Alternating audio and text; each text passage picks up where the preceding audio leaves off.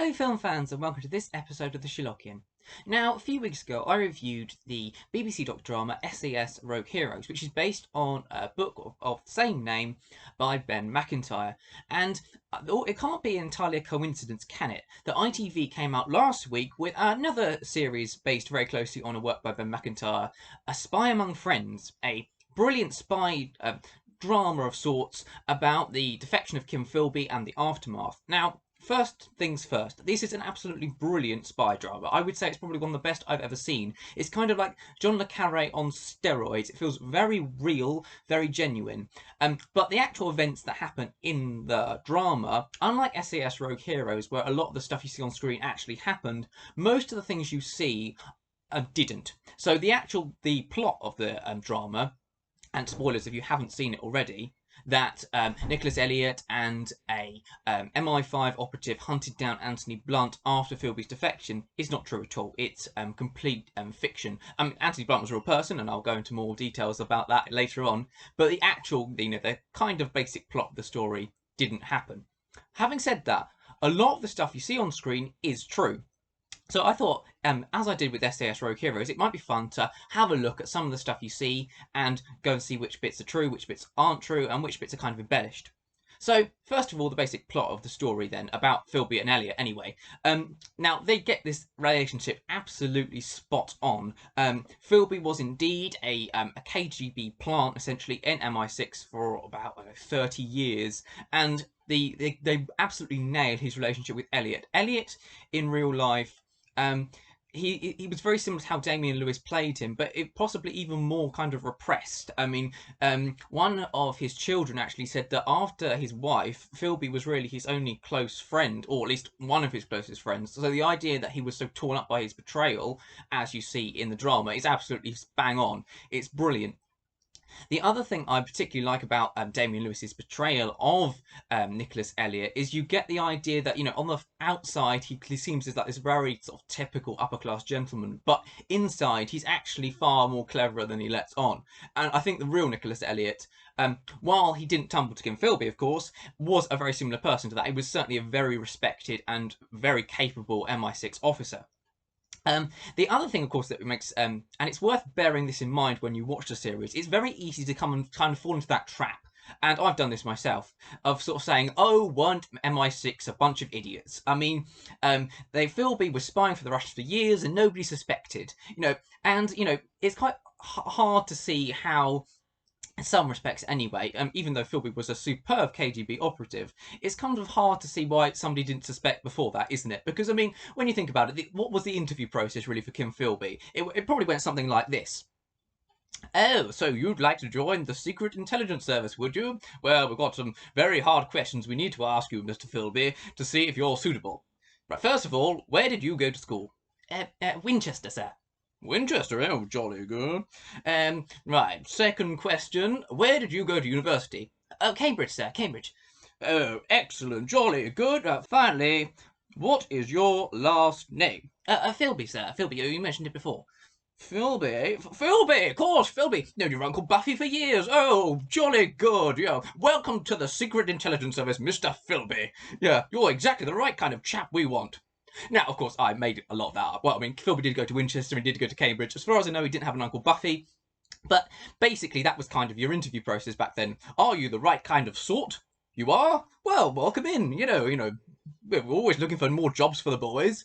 But, of course, it's important to remember that Elliot kind of proves that the reason MI6 and MI5 to an extent as well recruited that way was because it worked so well for so long. I mean, that kind of young upper class young man who kind of didn't think in straight lines but kind of more curved ones, they'd been brilliant operatives, since the Victorian period. I mean, and they hadn't been infiltrated before by any communists.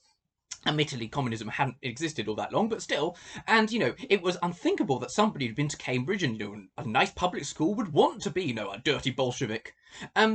So you can kind of see how they were kind of lulled into that sense of false security.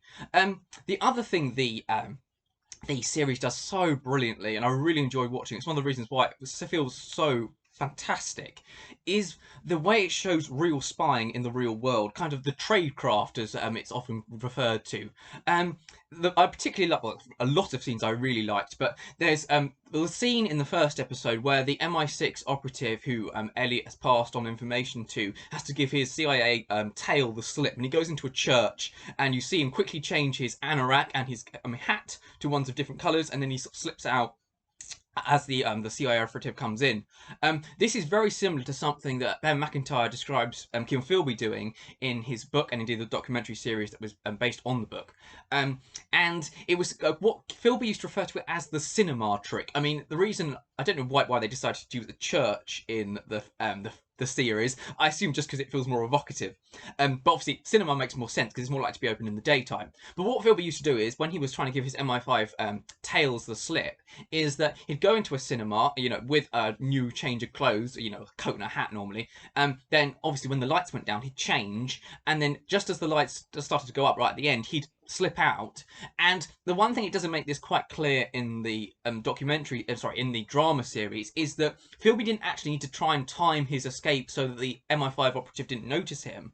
It was enough to leave kind of early, because if the MI5 operative then got up and followed him, it was very obvious then to Philby he was being tailed, and it kind of completely negated the point of tailing somebody in the first place. I mean, if you want to tail somebody, it's normally to try and see if they're meeting somebody, isn't it? And if they know they're being tailed, they're not going to meet their, their KGB contact. So there's no real point in doing it.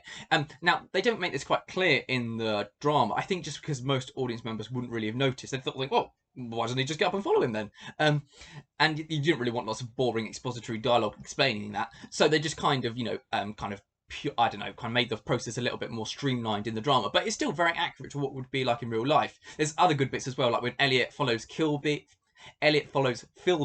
in the second episode. You see Philby goes and buys a ticket at a train station, then goes into the lift, then just as the doors are meant to close, he slips out again. Knowing that if he's being tailed, they'll go down the stairs rather than, go in the lift, and then they'll be looking for him on the platform, by which time he's long gone. But Elliot actually realises what he's doing, waits at the head of the stairs, sees Philby leave, and follows him again. There's another bit where he goes around a corner and waits, which I really like.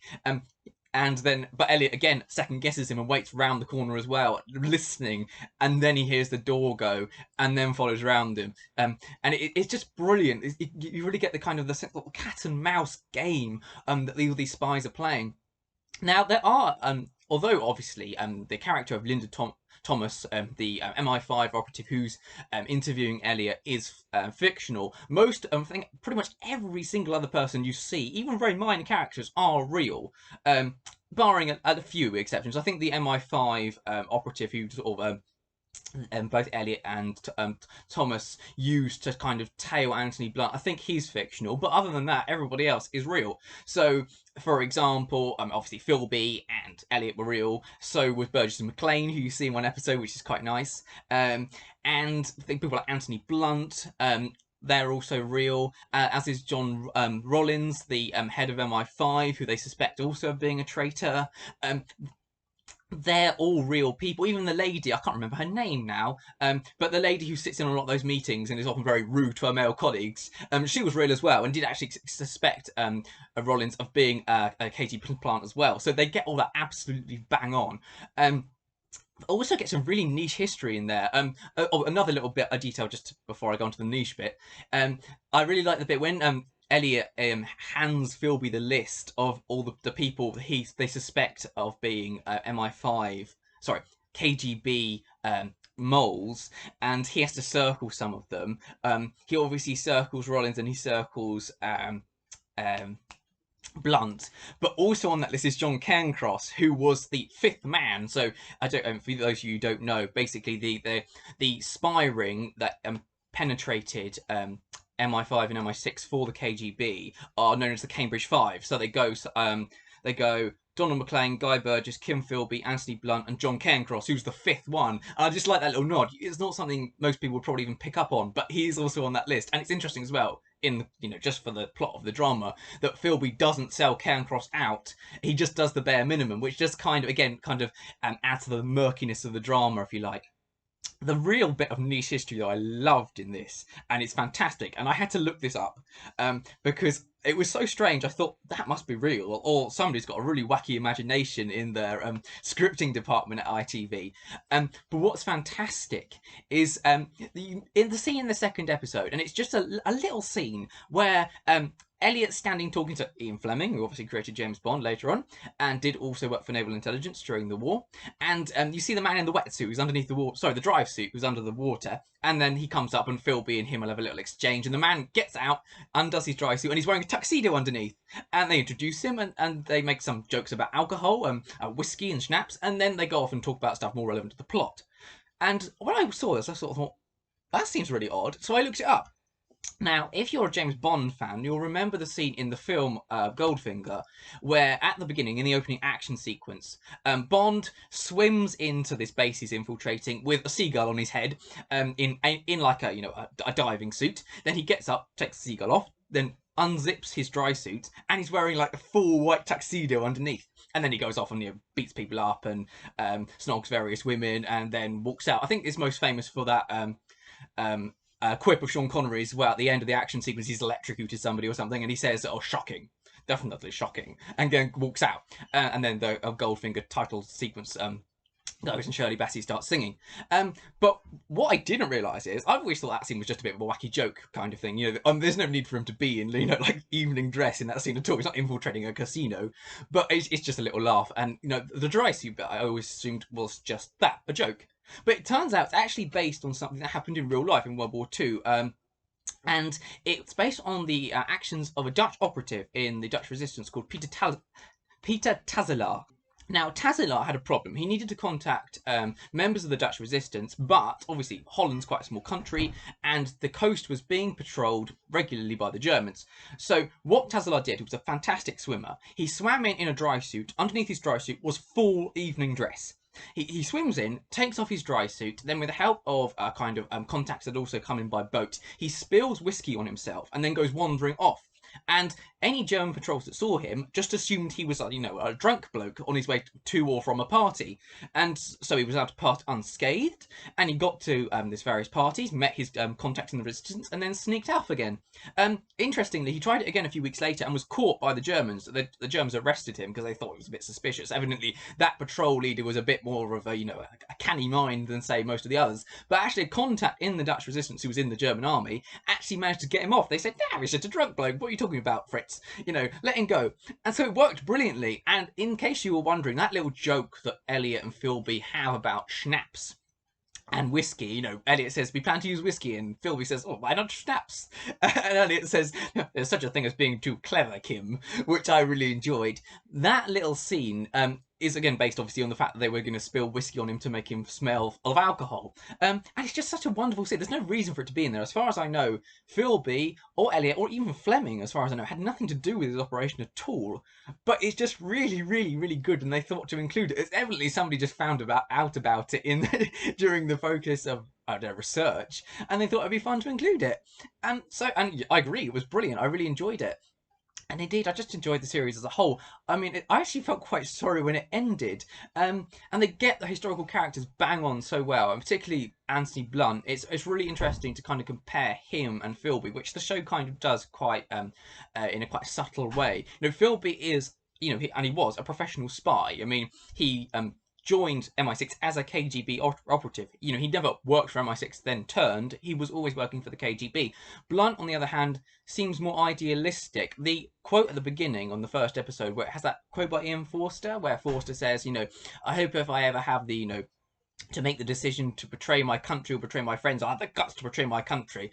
That was never said by Philby. It was said by Blunt to another one of his friends when he admitted to them that he'd actually tipped off Burgess and McLean. And actually, it's basically quite ironic, really, because Blunt ended up betraying far more friends than he ever helped by, working for the KGB. But it's just a nice little nod. One final little niche bit of history before I go. There's a few mentions of John Profumo in this drama. Now, I am aware that a lot of my viewers are from America, and it's quite possible you don't know who John Profumo was.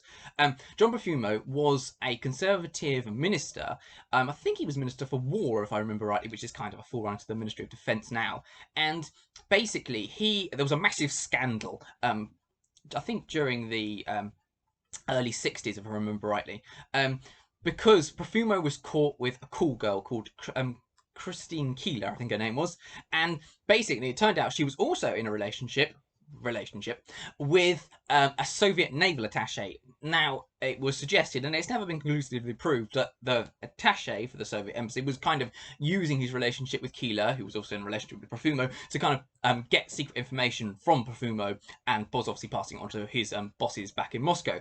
And it was a massive scandal at the time. Profumo was cleared of any sort of, not wrongdoing exactly, but of any sort of serious degradation of duty, for want of a better term. But it's been suggested that perhaps there was a bit of a cover-up going on. Now, Profumo only appears once as a character in, I think it's the second episode, when Elliot's at that posh function and he makes some nasty comment to Elliot about the fact he's been betrayed by Philby, and Elliot makes another nasty comment back and says, well, I shouldn't speak too soon, kind of thing. And then another scene where he's being interviewed by MI5 and they get an urgent phone call. Elliot says, it's about Profumo, and then when they look shocked, he says, just a guess, which I also really enjoyed. But obviously, it helps to understand those things if you kind of understand the background behind it and the sort of the scandal that ended up erupting about that time. So yeah, that was the Sherlockian. Thanks very much for watching, film fans. I really enjoyed this series. I was really sorry when it ended. I'd actually watch another series of this just as fiction. I wouldn't really particularly need it to be based on fact, or only vaguely on fact anyway.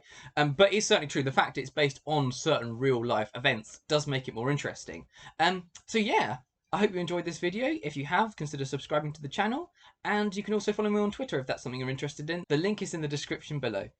Anyway, thanks very much for watching. I'll see you in the next one. Goodbye.